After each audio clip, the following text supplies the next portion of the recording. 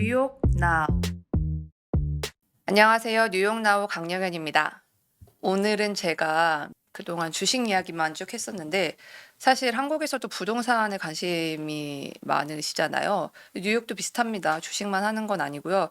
약간 주식으로 돈 번 사람들이 좋은 부동산 하나 가지려는 거는 뉴욕도 마찬가지인 것 같더라고요. 한국, 미국 다 관심이 많은 주제다 보니까 제가 관련해서 기사를 한경 글로벌 마켓에 매주 쓰고 있는데 그중에서 이제 가끔 반응이 좋았던 이런 기사들은 유튜브에서도 한번 소개를 해드리면 어떨까 싶어서 오늘 영상을 만들게 됐고요. 제목은 절대 안 떨어진다. 찐 부자들만 살 수 있다는 동네라고 좀 자극적인가요? 라고 달았는데 이런 동네에 대해서 맨하튼에 있는 동네에 대해서 좀 이야기를 하고 뉴욕 부동산 시장 어떻게 전망되고 있는지에 대해서까지 한번 이야기를 나눠보겠습니다. 부동산을 볼 때 가장 중요한 게 무엇이라고 생각하십니까?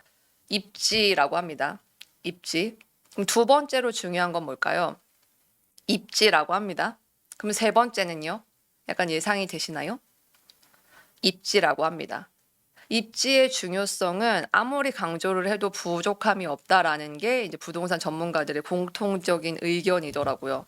입지라는 게 사실 변하지가 않는 거잖아요. 한번 정해지면. 그런 면에서.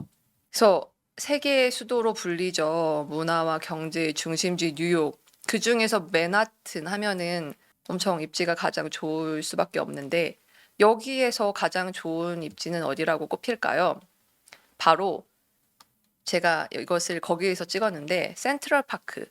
센트럴파크의 주변을 가장 좋은 입지로 꼽습니다. 근데 생각해보면 당연하긴 해요. 맨하튼에서 센트럴파크가 보이는 뷰를 가진 집이 전에도 그랬고 앞으로도 그랬고 매우 적을 것이라는 건 너무 당연하죠. 그렇기 때문입니다. 그래서 맨하튼의 가장 비싼 고층 건물들이 센트럴파크를 중심으로 몰려있는 이유도 이것 때문입니다. 이 높은 고층 빌딩들 보이시나요? 얘네들이 있는 여기를 바로 억만장자거리라고 부릅니다. 마천루들이 정말 장난 아니거든요. 맨하튼에 딱 처음 오면 너무 충격받을 정도로 거기서 진짜 얇고 진짜 높은 건물들이 모여 있는 데가 있는데 거기가 바로 여기입니다. 억만장자거리.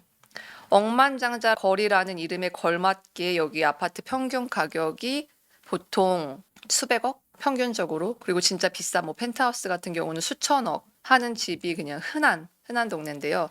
아까 말씀드렸던 기사가 이거예요. 강영현의 뉴욕 부동산 이야기라는 제목으로 매주 한경 글로벌 마켓에서 연재를 하고 있으니까 많이 관심을 부탁드립니다. 아무튼 이 억만장자거리가 굉장히 유명한데 그러니까 미국에서도 엄청 관심이 많아요. 여기에. 누구고 얼마의 집을 샀는지 이런 게 월스트리트 저널 같은 데 나옵니다. 그래서 막 누가 얼마에 샀고 그 집이 어떤 집이고 막 이런 것까지 엄청 자세하게 나와요. 그러면은 요 동네에서도 또 제일 비싼 데가 있겠죠. 대장주가 있겠죠. 바로 220 센트럴파크 사우스입니다. 이 사진 중에서 어디냐면 저 두 번째로 높은 제일 높은 건물 앞에 있는 약간 베이지색 그 건물이 센트럴파크 사우스인데요. 말 그대로 센트럴파크 남쪽에 있어서 이름이 그거예요. 그래서 이 아파트는 그 라인에 뭐가 있냐면 콜럼버스 서클도 있고 그 유명한 플라자 합의가 일어났던 플라자 호텔도 있습니다. 그래서 그 라인이 진짜 비싼 라인인데 그 중에서 얘가 제일 비싼 아파트예요. 이 아파트는 79층짜리고 116개 아파트가 있다고 알려져 있는데 대부분이 복층이라고 합니다. 일부는 여러 아파트를 연결해서 자기가 꾸몄기 때문에 더 크게 만든 집도 많이 있다고 해요. 그렇기 때문에 전체 아파트 숫자가 조금 초기랑 변동이 있을 수 있습니다. 그리고 월스트리트 저널에 따르면 이 아파트에는 개인 식당, 운동클럽, 도서관, 농구 코트, 골프 연습장, 클라이밍 공간, 수영장 이런 게 다 있다고 합니다. 왜 이거를 제가 커트를 따서 월지를 인용했냐면 이게 회사에서 공식적으로 확인을 안 해줘요. 그렇다 보니까 월지나 이런 데서도 외신들도 관계자한테 들어봤더니 거기 사는 사람의 친구한테 들어봤더니 이런 식으로 기사가 나오거든요. 추측 보도를 하고 있기 때문에 저 역시 조금 한계가 있었습니다. 이 건물 같은 경우는 맨하튼 부동산이 초호황을 누리던 2015년부터 지어지기 시작을 했고요. 대부분의 고가 계약들이 다 그때 이루어졌다고 해요. 그때는 이제 마냥 오를 것 같으니까 다들 샀겠죠. 근데 2018년에 이제 이런 초호화 아파트 시장이 약간 타격을 입으면서 공급 과잉으로요. 그래서 하락세를 보이면서 어려움을 겪었는데 회사가 그래서 새로운 마케팅 전략을 뽑는데 조금 일반적인 마케팅 방식이랑은 달라요. 일반적으로 이런 고층 아파트나 이런 걸 지으면은 맨하튼에서는 CEO 같은 사람들이 언론이랑 인터뷰를 엄청 많이 합니다. 뭐 우리가 얼마나 좋고 막 이런 거 엄청 언론에 나와서 떠들고 엄청 부자들이 뭐 사는 거고 뭐 이런 특별함에 대해서 엄청 많이 떠들고 홈페이지 같은 거를 잘 꾸며놓고서 뭐 마감재라든지 뭐 안에 뭐 공용시설이라든지 이런 걸 엄청 자랑해요. 그래서 뭐 요 라인에 있는 뭐 432 파크 애비뉴나 뭐 이따가 말씀드리겠지만 센트럴 파크 타워 같은 경우는 공식 홈페이지가 있어요. 그래서 정보를 구하기가 되게 쉬운데 얘는 없습니다.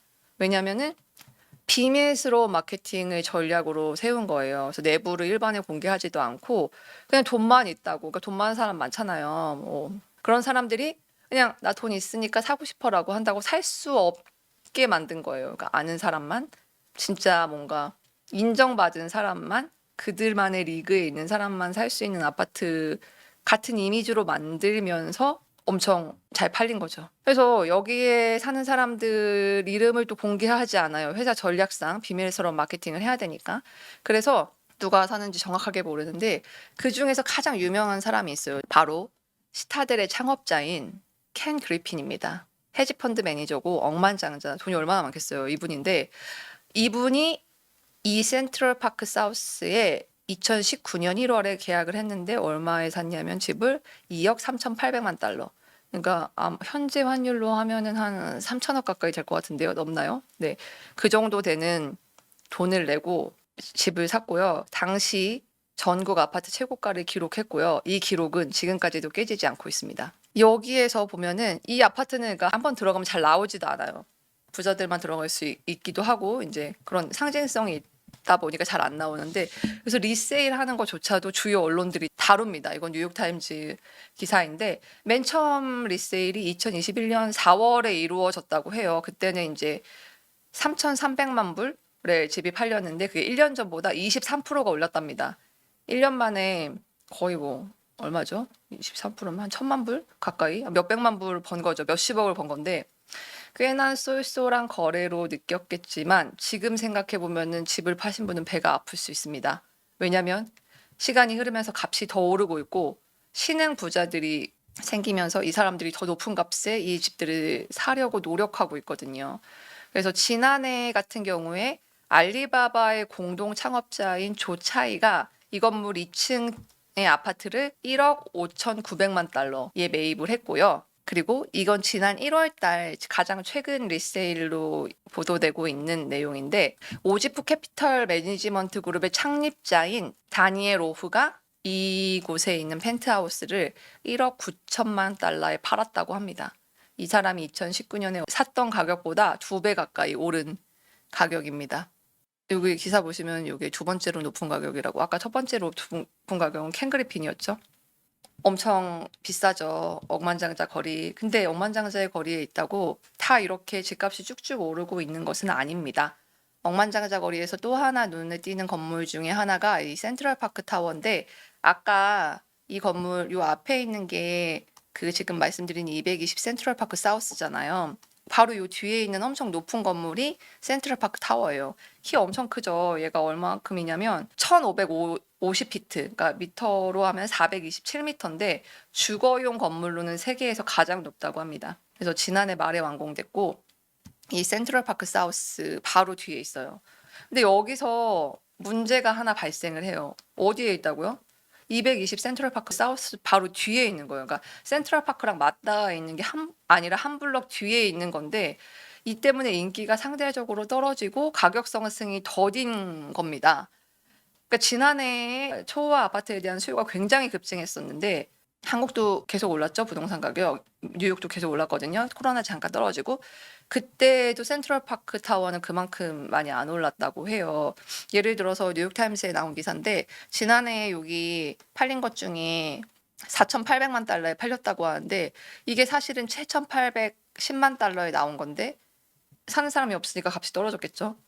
이만큼 가격을 주고 안 사는 거죠. 그리고 다른 거는 6,300만 달러에 나왔는데 4,080만 달러에 팔린 겁니다. 그래서 일단 이제 뭐 계약된 달에는 뉴욕에서 팔린 가장 비싼 아파트 이름을 올렸는데 1년 전체로 봤을 때는 10위권 안에 드는 계약이 하나도 없대요. 그 아까 말씀드렸던 센트럴파크 사우스는 3건인가? 톱10 안에 들었거든요. 그러니까 가격 차이가 좀 나죠. 이게 심지어 새 건데 신축인데 구축을 못 따라가고 있습니다. 그래서 전문가들이 이제 억만장자 거리가 뉴욕에서 가장 좋은 최고의 입지라는 것은 맞는데 센트럴파크에 붙어 있는 것과 안 붙어 있는 게 차이가 났다. 이렇게 설명을 하더라고요. 근데 미국 부동산 얘기를 조금 하면은 이 얘네들이 사실 대장주예요. 뭐 센트럴파크 타워가 사실은 뭐 여기서는 조금 뭐 얘보다는 좀 덜 올랐는데 하지만 미국 전체로 봤을 때 뉴욕 전체로 봤을 때 그리고 미국 전체로 봤을 때 뭐 세계적으로 봤을 때 엄청나게 좋은 아파트고 비싼 아파트인 건 사실이잖아요. 근데 그렇기 때문에 억만장자 거리에서는 상대적으로 경쟁력이 떨어지만 장기적으로 전망은 나쁘지 않다는 분석이 나옵니다. 왜냐하면은 그 뉴욕 부동산 시장 전반적으로 살펴보면은 쉽게 알 수 있는 이유인데 일단 팬데믹으로 맨하탄을 떠나는 사람들이 굉장히 많았어요. 그때 뉴욕이 팬데믹을 굉장히 직정탄으로 맞으면서 다 외부로 빠져서 뭐 넓은 집으로 이사 간다 이런 기사가 엄청 많이 나왔었어요. 아마 기억이 나실 텐데. 그래서 부동산 가격이랑 렌트 가격이 떨어졌고 실제로 그래서 폭락할 거다라는 우려가 굉장히 커졌다고 합니다. 2020년 초에. 하지만 시장은 지난해부터 반대로 흐르고 있죠. 블룸버그 같은 곳에 따르면은 지난해 12월 맨하튼에서 렌트비가 사상 최고치를 기록했는데 시장은 이와 반대로 흐르고 있죠. 그러니까 제가 기사를 썼을 때는 12월 지표를 사용했는데 오늘 확인해 보니까 조금 새 지표가 나와서 추가를 했습니다. 이게 2월 달 렌트인데 보이시나요? 이 그래프 엄청 빠르게 오르고 지금 레코드 하이, 그러니까 사상 최고치를 경신한 건데 이게 얼마냐면 3,700불, 평균 월세가 3,700불을 넘어섰다고 합니다. 이게 한화로 이제 환전을 하면은 400만 원을 훌쩍 넘는 돈을 평균적으로 맨하튼에 사는 사람들이 내고 있는 거예요. 근데 이게 평균이잖아요. 그래서 근데 또 도어맨이 있는 집이랑 도어맨이 없는 집은 또 달라요. 그래서 도어맨이 있는 집이 아무래도 더 안전하고 더 고급 집이겠죠. 요런 데는 12월 기준으로 봤을 때 중앙값이 4,300달러 정도였어요. 그러니까 이게 환전을 하면 500만 원을 훌쩍 넘죠. 팬데믹 기간 동안에 공사나 이런 거는 좀 덜하면서 공급은 많이 줄고 수요는 계속 늘면서 렌트 가격이 계속 오르고 있다고 합니다. 그리고 지난해 CNBC 자료를 보면은 지난해 맨하튼 부동산 시장이 렌트뿐만 아니라 매매 시장도 역대급 호황을 기록했다고 해요. 그래서 부동산 거래액이 300억 달러. 그래서 36조 정도로 이제 팬데믹 이전 수준을 넘어섰고 부동산 계약 건수도 16,000건에 달해서 사상 최고치를 기록했는데요. 특히 초고가 부동산 시장이 빠르게 회복을 되고 있다고 합니다. 1,000만 달러 지금은 120억 정도 되는 이상 되는 주택이 가장 빠르게 팔렸대요. 시장에 한번 나오면은 97일, 그러니까 석 달 조금 지나면은 바로 팔릴 정도로 매매가 그러니까 매수세가 엄청 강한 거죠. 그래서 전문가들은 이제 팬데믹 동안에 주식이나 암호화폐, 뭐 요즘에 워낙에 암호화폐 주식 다 안 좋긴 한데 이미 이 사람들은 다 수익을 실현했나 봐요. 그래서 돈을 벌어서 부동산으로 옮겨가서 부동산을 많이 사서 심지어 지난해 이 많은 부동산 거래의 절반 이상이 현금으로 이루어졌다고 합니다. 대출 없이요. 그렇기 때문에 이제 전문가들은 미국 부동산 시장이 회복세가 예상을 훨씬 웃돌고 있고 물량이 줄어든다는 게 사실은 수요 공급이잖아요. 어차피 부동산 시장도 시장이기 때문에 가장 중요한 게 수요 공급인데 특히 부동산 시장 공급에 시간이 좀 많이 걸린다는 점에서 공급이 타이트하면 가격이 많이 오르는데 그렇기 때문에 당분간 이런 상승세가 이어지지 않을까라는 전망을 하고 있습니다. 근데 한 가지 약간 뉴욕 부동산 시장의 변수로 작용하고 있는 거는 지금 금융시장이 안 좋다는 건데요. 왜냐하면은 아까도 말씀드렸지만 보통 개인들이 주식이나 이런 걸로 조금 돈을 모아가지고 부동산을 사는 이런 케이스들이 많았는데 지금 금융시장이 안 좋기 때문에 이런 수요가 조금 꺾이지 않을까라는 우려도 있어요. 부동산 시장 입장에서는 우려죠. 네. 그런 것도 나오고 있습니다. 제가 뭐 이 영상을 만드는 게 막 이러니까 미국 부동산에 투자하세요, 뉴욕 부동산에 투자하세요 이건 아니고요. 뉴욕 부동산 시장이 어떻게 흘러가고 있는지 이제 전반적으로 말씀드리고 싶어서 한국도 대장 아파트 이런 거 있잖아요. 지역별로 그런 거 중심으로 조금 설명을 해드려 봤습니다. 네, 오늘 뉴욕 부동산 이야기 들려드렸고 아까 말씀드렸 지만 이 기사는 이제 토요일마다 한경 글로벌 마켓 사이트에 올라가니까 많이 관심을 가져주셨으면 좋겠고, 혹시 뉴욕 부동산에 관련해서 궁금한 내용이나 뭐 제가 이렇게 건물들 이야기도 많이 쓰고 있는데 뭐 궁금한 건물이나 뭐 부동산 시장 어떤 내용이나 뭐 이런 거 궁금한 거 있으시면 댓글로 남겨주세요. 그럼 제가 취재해서 기사도 쓰고 뭐 원하시면은 유튜브도 만들어서 올리고 그렇게 하겠습니다. 감사합니다.